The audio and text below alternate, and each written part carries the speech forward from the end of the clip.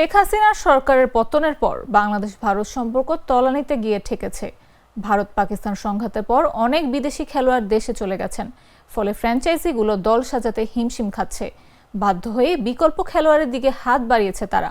এবারের আইপিএল ড্রাফটে বিক্রি না হলেও মাঝপথে এসে ডাক পেয়েছেন মোস্তাফিজ। তাতে আপত্তি ভারতীয় তথা দিল্লি ক্যাপিটালসের ক্রিকেট সমর্থকদের। এরই মধ্যে সামাজিক যোগাযোগ মাধ্যমে দিল্লি ক্যাপিটালসকে বয়কটের ডাক তুলেছেন তারা। আইপিএল 2025 মৌসুম আবারও 17 মে থেকে শুরু হচ্ছে। বিসিসিআই সমস্ত দলকে অস্থায়ী ভিত্তিতে বদলি খেলোয়াড়দের স্বাক্ষর করার অনুমতি দিয়েছে। এই নিয়মের অধীনে দিল্লি ক্যাপিটালস বুধবার মোস্তাফিজুর রহমানকে চুক্তিবদ্ধ করার ঘোষণা করে। তরুণ Australian batsman Jack Fraser McGurk, যিনি বাকি ম্যাচগুলির জন্য ভারতে ফিরতে রাজি নন, তার জায়গায় অন্তর্ভুক্ত করা হয় মোস্তাফিজুরকে।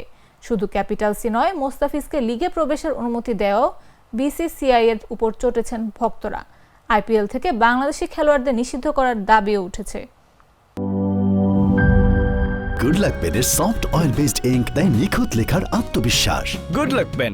Make your luck.